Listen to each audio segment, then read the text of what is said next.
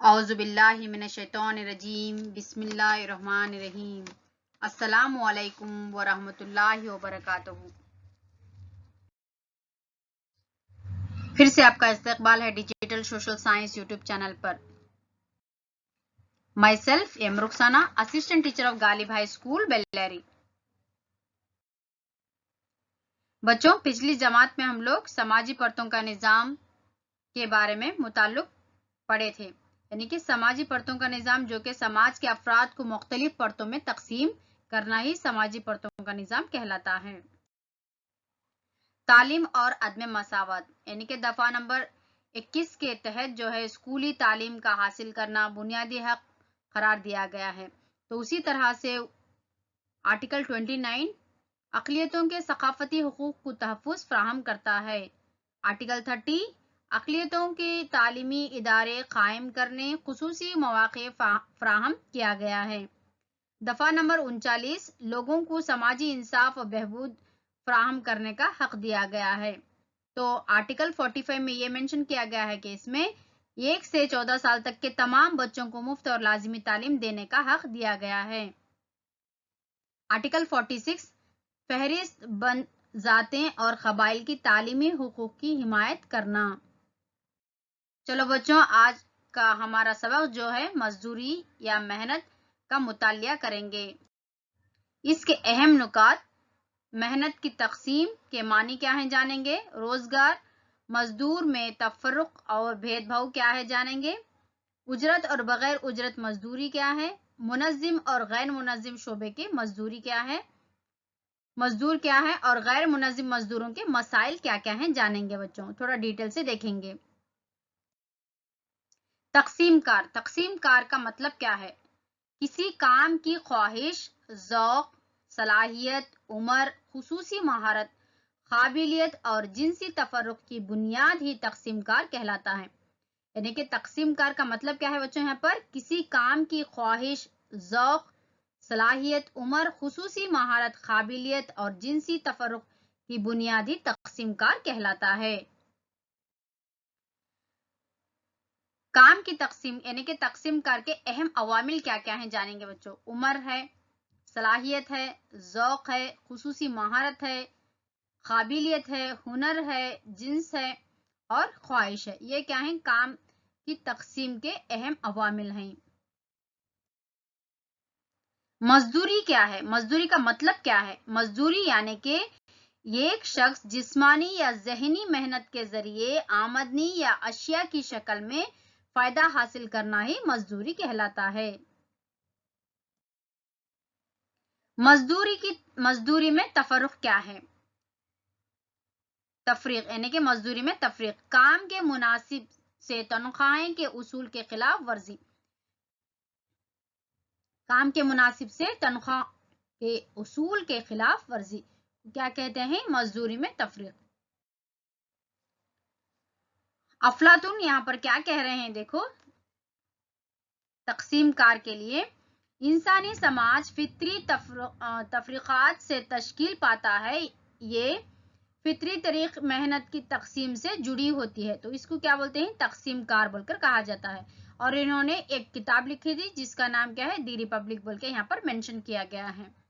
اور اسی طرح سے کارل مارکس یہاں پر کہہ رہے ہیں محنت کی تقسیم سے کم صلاحیت والے مزدوروں کی تشکیل ہوتی ہے۔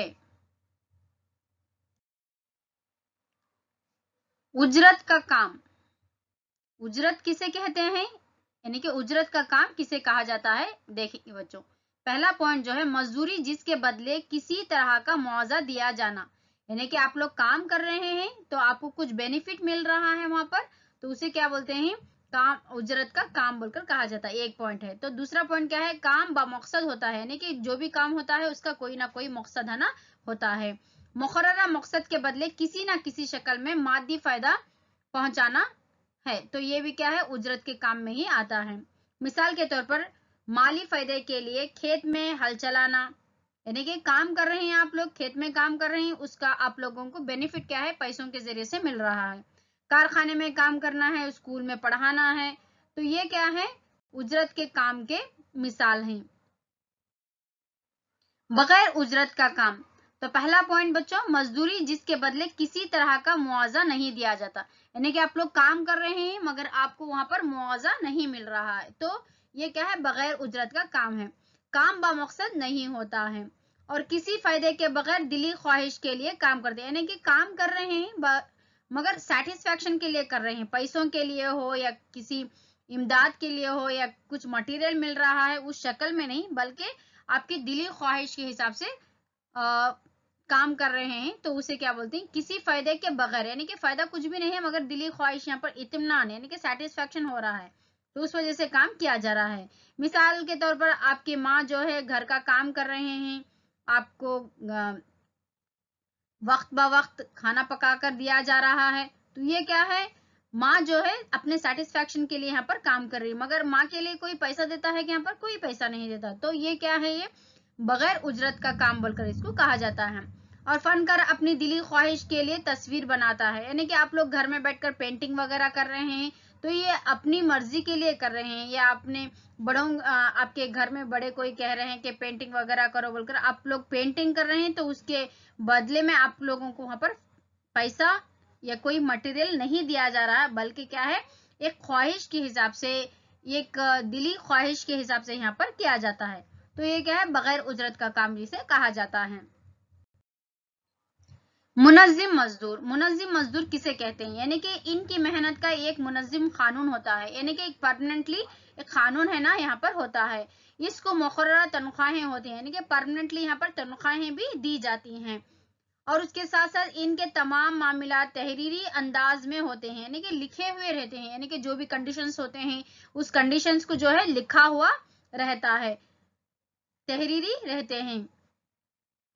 طبی سہولیات بھی دی جاتی ہے، یعنی کہ ان کو ہاسپٹلٹی فیسلٹی بھی ان کو دی جاتی ہے۔ کہاں پر ہوتا ہے؟ منظم مزدور میں، آرگنائزڈ سیکٹرز میں ہے کہ یہ ہوتا ہے۔ مثال کے طور پر اسکول ہے، کالج ہے، اسکول کالج کمپنیوں میں کام کرنے والے جو بھی ہوتے ہیں، تو ان کو جو ہے ماہانہ جو ہے ان کو تنخواہیں ملتی ہیں، اور ان کو جو ہے طبی سہولیات بھی ہے کہ یہاں پر ملتی ہے، ہاسپٹلٹی ملتی ہے، اور ویکلی ونس ہالیڈے ملتے ہیں۔ ہالیڈیز جیسے کہ اسکول کالج میں ٹیچرز ہو، لیکچررز ہو، ان کو جو ہے سمر ہالیڈیز ملتے ہیں، تو یہ کیا ہے؟ یہ منظم مزدور میں ہے نا آتا ہے۔ یہ غیر منظم مزدور، ان کی محنت کا کوئی منظم قانون نہیں ہوتا، یعنی کہ کوئی قانون، کوئی رولز ریگولیشنز ہے نا یہاں پر نہیں ہوتے ہیں، ان کو مقررہ تنخواہیں کی سہولت بھی نہیں ہوتی، اگر سے وہ کام کر رہے ہیں، دن میں کام کر رہے ہیں، ایک دن کے لیے کام کریں گے تو ایک دن کا ہی تنخواہ دیا جاتا ہے،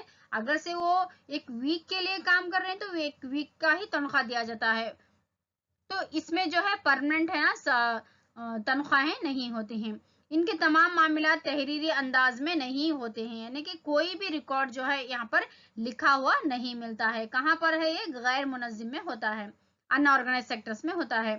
کوئی طبی سہولیات بھی نہیں دی جاتی ہے، اگر سے وہ بیمار ہیں تو ان کو چھٹی نہیں دی جاتی ہے، اگر سے وہ چھٹی لیں گے تو ان کو تنخواہ نہیں دی جاتی ہے۔ مثال کے طور پر گھر کی تعمیری کا کام ہے، یعنی کہ گھر کنسٹرکشن کیا جا رہا ہے، زرعی مزدور ہوتے ہیں، ترکاریاں بیچنے والے ہوتے ہیں، اور سواریوں کی مرمت کرنے والے ہوتے ہیں، یعنی کہ ریپیئر وغیرہ کیا جاتا ہے نا وہ لوگوں کے لیے، تو جو بھی کام کرنے والے ہوتے ہیں ایسے شعبوں میں، ان کو اگر سے کام کر رہے ہیں تو تبھی ان کو جو ہے اماؤنٹ ملتا ہے، ورنہ ان کو تنخواہ نہیں ملتی ہے۔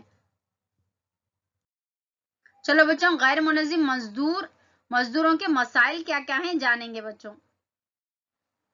غیر منظم مزدوروں کے مسائل کیا کیا ہیں جانیں گے۔ ہجرت ہے، سماجی تحفظ ہے، قانونی چوکھٹ ہے، اور بچہ مزدوری ہے، جسمانی اور نفسیاتی مظالم ہے، یہ سارے جو ہیں یہ غیر منظم مزدوروں کے مسائل ہیں۔ امید کرتی ہوں بچوں آپ کو آج کا لیسن سمجھ میں آیا ہوگا، تھوڑے میں سوالات پوچھوں گی، آپ کو اس کے جوابات دینا ہے۔ تقسیم کار سے کیا مراد ہے؟ تقسیم کار سے کیا مراد ہے؟ یہ تقسیم کار کا مطلب کیا ہے؟ تو آپ لوگوں لکھنا ہے یہاں پر کسی کام کی خواہش، ذوق، صلاحیت، عمر، خصوصی مہارت، قابلیت اور جنسی تفرق کی بنیاد ہی تقسیم کار کہلاتا ہے۔ غیر منظم مزدور کسے کہتے ہیں؟ یعنی کہ ان کی محنت کا کوئی منظم قانون نہیں ہوتا ہے، ان کو مقرر تنخواہیں کی سہولتیں نہیں ہوتی ہیں، ان کے تمام معاملات تحریری انداز میں نہیں ہوتے ہیں اور کوئی طبی سہولیات بھی نہیں دی جاتی ہے۔ مثال کے طور پر گھر کی تعمیری کا کام، زرعی مزدوری کا کام، ترکاریاں بیچنے کا کام اور سواریوں کی مرمت کا کام۔ چلو بچوں ہوم ورک لے لو آج کا۔ تقسیم کار سے کیا مراد ہے؟ سوال نمبر 2، اجرت اور بغیر اجرت کا کام میں فرق کیا ہے؟ پیڈ اور ان پیڈ ورک کسے کہتے ہیں، یعنی کہ وہ لکھنا ہے آپ لوگوں کو۔ منظم اور غیر منظم مزدور میں کیا فرق ہے وہ لکھنا ہے، اور غیر منظم مزدوروں کے کیا مسائل ہیں وہ آپ لوگوں کو یہاں پر لکھنا ہے۔ امید کرتی ہوں بچوں آپ کو آج کا لیسن سمجھ میں آیا ہوگا۔ تھینک یو، جزاک اللہ خیرہ، have a nice day, take care of yourself children.